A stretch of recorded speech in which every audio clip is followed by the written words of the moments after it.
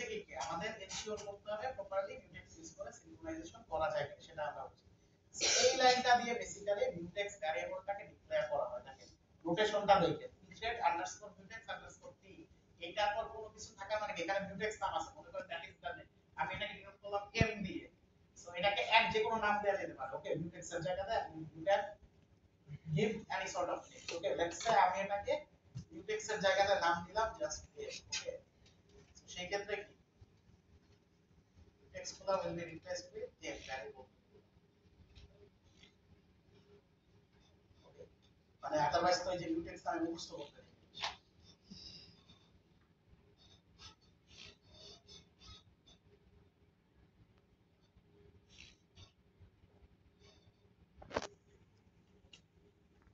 আমি করেন m নামে আমি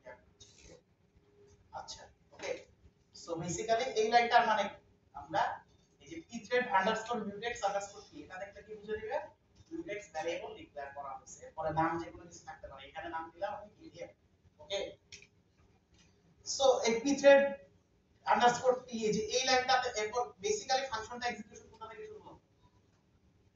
এইখান থেকে না ওকে এইখানে কি থ্রেডের অ্যারে নেওয়া হয়েছে যার সাইজ কত তার মানে কি দুটো থ্রেড কল করা হয়েছে ওকে দুটো থ্রেড কল করছে ওকে এখন দেখেন mutex ভ্যারিয়েবলটাকে ইনিশিয়ালাইজ করছে ওকে mutex ভ্যারিয়েবল ইনিশিয়ালাইজ করা হয়েছে এখানে দেখেন ফার্স্ট প্যার এটার জন্য মেথড ফাংশনটা কি pthread_mutex_id এই ফাংশনটা দেখলেই বুঝবেন কি এটার ভিতরে mutex ভ্যারিয়েবল ইনিশিয়ালাইজ করা হয় মানে mutex-টাকে ক্রিয়েট করা হয় বা ইনিশিয়ালাইজ করা হয় ওকে সো এখানে দেখেন ফার্স্ট প্যারামিটার হচ্ছে কি mutex এর অ্যাড্রেস যে ভ্যারিয়েবলটা আমরা কল করছি সেটা পয়েন্টার ওকে আর সেকেন্ড প্যারামিটারের নাম কেন এটা হচ্ছে কি থ্রেডের অ্যাক্টিভিটি ওকে অ্যাক্টিভিটিস সো আমরা যেহেতু থ্রেডের ডিফল্ট অ্যাক্টিভিটি ইউজ করতেছি দ্যাট ইজ বাই কি সেকেন্ড প্যারামিটারের mutex এর ক্ষেত্রে we are going to use null ওকে যদি আমরা থ্রেডের কোন স্পেসিফিক অ্যাট্রিবিউট লাইক কোন পয়েন্টার ইউজ করতাম এত অ্যাড্রেস থেকে এত অ্যাড্রেসে থ্রেড কাজ করবে যেটা আমরা করব না ওকে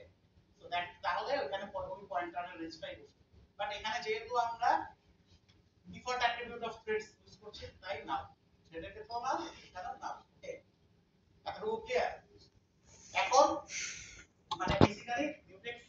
ইউজ করার আগে কি সেটাকে ইনিশিয়ালাইজ করতে হবে ওকে ডিক্লারেশন পরে ওকে ইউজ করার আগে এখন দেখেন এতটুকু দেখে বলেন এক্সিকিউশনটা কি র‍্যান্ডম হবে নাকি একটা অর্ডার মেইনটেইন করা হবে থ্রেডে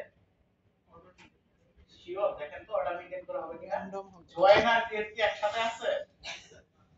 তার মানে কি র‍্যান্ডম অর্ডারে হবে না উই ডোন্ট ইভেন নো যে কখন এক একবার এক্সিকিউট করলে কি এক এক অর্ডারে থ্রেড এক্সিকিউট হবে না यस অর নো তাই না যেহেতু জয়েন আর ক্রিয়েট কি একসাথে নাই দ্যাটস দ্য রিজন বিহাইন্ড কি এক একবার এক্সিকিউশনে কি থ্রেড এক এক অর্ডারে হবে কখনো কি আমরা একটু থ্রেড দেখি এখানে ক্রিয়েশনটা কিভাবে হচ্ছে pthread create ওকে তো প্রথমে কি p0 ওকে p0 এর অ্যাড্রেসটা আছে সেকেন্ডে কি p1 এর অ্যাড্রেসটা দেয়া আছে ওকে এন্ড p ফাংশন একটা ফাংশন ইনভোক করে কি দুটা থ্রেড এক্সিকিউট হচ্ছে আর পাঠানো হইতেছে কি tid তে কি আছে 1 আর 2 সো প্রথমটার জন্য বা থ্রেড 0 এর জন্য পাঠানো হইতেছে কি 1 আর থ্রেড 1 এর জন্য পাঠানো হইতেছে কি 2 ওকে সো আমরা থ্রেড ফাংশনটা দেখি তার মানে কি এই লাইনটা এক্সিকিউট হওয়ার সাথে সাথে কি দুইটা থ্রেড কি র্যান্ডমলি এক্সিকিউট হওয়া শুরু হয়ে যাবে না independently yes or no so এই এক্সিকিউশন কোথা থেকে শুরু করবে এই লাইনটা এক্সিকিউট করবে ওকে যেখানে কি থ্রেড 0 পাঠাইতেছে কত 1 আর থ্রেড 1 পাঠাইতেছে কত 2 ওকে এখন দেখেন দুইটি কি করবে printf কি করবে enter the thread something so তাহলে কি এখানে আউটপুট কি আসবে আমরা কি আগে থেকে জানি শুরুটা এন্টার দি থ্রেড 1 আসতে পারে মানে এন্টার দি থ্রেড 2 আসতে পারে মানে হোয়াটএভার এই দুটো তো আগে প্রিন্ট হয়ে যাবে তাই না এই দুই অর্ডার কি আমরা মেইনটেইন করতে পারবো কখনো আমরা জানি ওকে কারণটা কি এক একবার এক্সিকিউশনে এক এক থ্রেড আগে এক এক অর্ডারে এক্সিকিউট হতে পারে উই ডোন্ট ইভেন নো এইটা এই দুটার মধ্যে কোনটা কখন আগে এক্সিকিউট হবে ওকে এতটুকু তো ক্লিয়ার দুটা থ্রেড প্যারালালি এক্সিকিউট হয়ে যাইতেছে এখন দেখেন এখানে একটা লুপ ওকে এই লুপে হচ্ছে কি এই জায়গাটা দেখেন এটা কি হচ্ছে কি শেয়ার ভ্যারিয়েবল মডিফাই হইতেছে না यस অর নো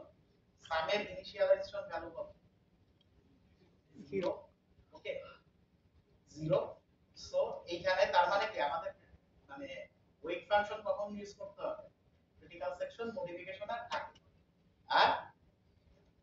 রিলিজ কখন মানে সরি বাই ব্যাড ওয়েট না এটা হচ্ছে অ্যাকোয়ার ফাংশন কখন ইউজ করতে হবে আমাদের ক্রিটিক্যাল সেকশনে এন্টার করার আগে ক্রিটিক্যাল সেকশন যদি এটা হয় তাহলে সেটার আগে কি আমাদেরকে অ্যাকোয়ার ইউজ করতে হবে আর ক্রিটিক্যাল সেকশন থেকে বের হওয়ার পরে কি আমাদের রিলিজ ইউজ করতে হবে ওকে এখন ক্লিয়ার ক্লিয়ার টু এভরিওয়ান বুঝতে পারছেন সো তাহলে this is the basically acquire function okay এটা হচ্ছে গিয়ে রিলিজ ফাংশন অ্যাকোয়ার ফাংশনের সিগনেচারটা কেমন একটু দেখেন তো pthread underscore mutex underscore log দেন হচ্ছে কি একটাই প্যারামিটার সেখানে কি mutex ভ্যারিয়েবলের পয়েন্টার ওকে mutex এর পয়েন্টার দেন হচ্ছে গিয়ে রিলিজ ফাংশনটা কি pthread mutex unlock এটা মানে কি রিলিজ ফাংশন এটা এরপরে কি একটাই প্যারামিটার সেটা কি mutex এর পয়েন্টারটা ওকে সো বেসিক্যালি এটা হচ্ছে কি অ্যাকোয়ার ফাংশন এটা হচ্ছে কি রিলিজ ফাংশন ওকে এতটুকু ক্লিয়ার